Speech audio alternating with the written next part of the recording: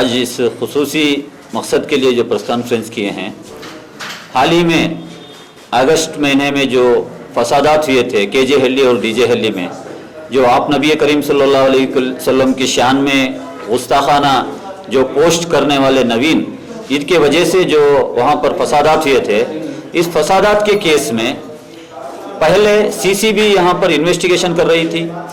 जैसे ही CCB investigation करते हुए इसके किंग पिन एक पॉलिटिकल रीजन की वजह से हुआ एक इंसिडेंट है बोलकर कांग्रेस के माजी मेयर संपत राज को अरेस्ट करती है और इनके जो पटालाम है या इनके जो एसोसिएट्स हैं इनको भी अरेस्ट करती है।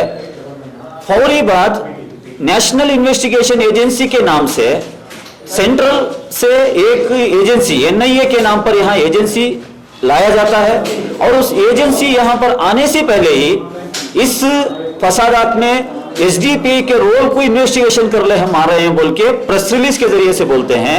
तो तभी हम इसके बारे में कंडम किए थे, क्योंकि एक इन्वेस्टिगेशन एजेंसी इन्वेस्टिगेशन करे बगैर, फील्ड में आए बगैर, जमीनी सतह पर कोई इंक्वायरी करे बगैर कैसे ये कह सकती है प्रेजुडिस होके कि एसडीपी का रोल है इसमें।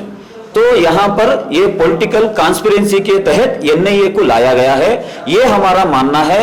और ये एनआईए के जरिए से यहाँ के जो बीजेपी हुकूमत है और आरएसएस मेंटालिटी रखने वाले लोग हैं, जो हमारे आइडियोलॉजिकल लड़ाई है एसडीपी की और बीजेपी आरएसएस की आइडियोलॉजिकल जो लड़ाई है, इस आइडियोलॉजिकल लड़ाई को सेंट्रल इन्वेस्टिगेशन एजेंसी के जरिए से दबाने की जो कोशिश है, ये कभी भी आप सक्सेस नहीं होंगे, क्योंकि एसडीपीआई इंडियन डेमोक्रेसी में खुसूसन जो माइनॉरिटी कम्युनिटी और बैकवर्ड कम्युनिटी को सियासी बेदारी करने का काम करते हुए आ रही है। और कर्नाटक में एसडीपीआई का नाम कांग्रेस, बीजेपी, जेडीएस के बाद अभी हमारा नाम लिया जा रहा है। हाल ही में जो अभी इलेक्शन चल रहे हैं, ग्राम पंचायत इलेक्शन में भी हमारे नुमाइंदे, आज ही इलेक्शन हो रहा है, बहुत सारे जगह पर हम कंटेस्ट किए हैं। तो हमारे ये पॉलिटिकल सफर को रोकने की एक साजिश के तहत हमारा नाम इसमें खींचकर लाया गया है। इसकी हम मरहमत करते हैं। कल जो बेंगलुरु के हमारे डिस्ट्रिक्ट प्रेसिडेंट मोहम्मद शरीफ का जो अरेस्ट हुआ है, ये अरेस्ट ये पॉलिटिकल कॉन्स्पिरेसी का एक हिस्सा है। मोहम्मद शरीफ 5 से 6 मरतबा इसी एनआईए इन्वेस्टिगेशन ऑफिसर्स के सामने अपनी पूरी बात रखे हैं, क्या हुआ है, हमारा रोल क्या था। और ये एनआईए का जो प्रेस रिलीज आया है उसमें ये बात बता रहे हैं कि 11 तारीख को एसडीपीआई के 2 मीटिंग हुए हैं और 2 मीटिंग में ये कॉन्स्पिरेंसी की गई है। तो एनआईए ऑफिसर्स को मैं बताना चाहता हूं, 11 तारीख को हमारी 2 मीटिंग नहीं हुई है। 9 तारीख को हमारी बेंगलुरु डिस्ट्रिक्ट की मीटिंग हुई, जिसकी सदारत यही मोहम्मद शरीफ कर रहे थे और इसके मिनट्स आपके पास हैं। हमारे 4-5 ऑफिसर्स को आप आकर ये पूरे दस्तावेज लेके गए हैं और हमारे लीडर्स के मोबाइल के जरिए से वो मीटिंग को कॉल दिए हुए पूरे मैसेजेस को रिट्रीव आप किए हैं। 2 टॉपिक के ऊपर वो मीटिंग्स हम रखे थे। पहला टॉपिक ये था, जो कोरोना वॉरियर्स बनके हमारे वॉलंटियर काम कर रहे थे, उनका एक एहतसाब लेना था और उनका एक जायजा लेना था और उनको फेलिसिटेशन करना था।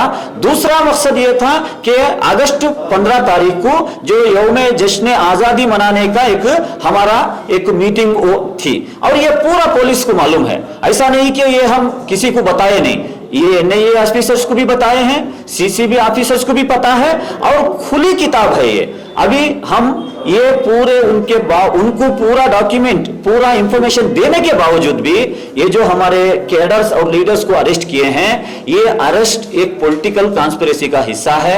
हम इसको जरूर यहाँ के कानून के जो न्यायालय है, यहाँ का जुडिशियल सिस्टम है, यहाँ पर हम क्वेश्चन करेंगे, क्योंकि यहाँ के मुल्क के जुडिशियल सिस्टम के ऊपर हमें भरोसा है। हम हिम्मत नहीं हारेंगे। हमारे लिए ये जो एनआईए का टूल यूज कर रहे हैं बीजेपी और आरएसएस वालों ने, ये नई चीज नहीं है। इससे पहले भी हमें इसे टारगेट करते हुए ही आ रहे हैं, लेकिन हमारे सफर में हम कभी भी पीछे नहीं हटे, हम आगे बढ़ते ही जा रहे हैं। आइंदा आने वाले दिनों में ये जो कॉन्स्पिरेसी हमारे ऊपर कर हमें बैक स्टेप रखने के लिए, हमारा रास्ता मोड़ने के लिए इनकी कोशिश है, ये नाकाम रहेगी। और एसडीपीआई का ये जो टारगेट किया है, इसको 3 रीजन में हम वो टारगेट कर रहे हैं। कल जो एनआईए का प्रेस रिलीज जो आया था, जिसके अंदर हमारे बेंगलुरु डिस्ट्रिक्ट प्रेसिडेंट मोहम्मद शरीफ को अरेस्ट किया गया है और उसी के साथ साथ 17 लोग अरेस्ट हुए हैं कर जो प्रेस रिलीज़ हुआ है, इसके ताल्लुक से हम आज प्रेस कॉन्फ्रेंस के ज़रिए से वाज़े करना चाहते हैं कि जब NIA इस DJHD KJHD के मामले को लेकर जब इन्वेस्टिगेशन करने के लिए बेंगलोर आई थी, उसी के वक्त पर जो है ये माइंड सेट कर आई थी कि SDPA को किस तरीके से फ्रेम किया जाए, क्योंकि जब पहला उनका प्रेस रिलीज 3 महीने पहले जब दिए थे उसमें साफ जाहिर था कि SDPI का इन्वॉल्वमेंट इस हादसे के अंदर है। तो ये माइंडसेट के साथ जब आएंगे तो उसी तरीके की एक जांच होगी। तो हमारे जो लीडरान या कार्यकर्ता जितने भी बार बुलाया गया था, चाहे वो CCB हो चाहे वो NIA हो, बहुत सारे मरतबा जाकर जो है सच्चाई को बयान किए हैं।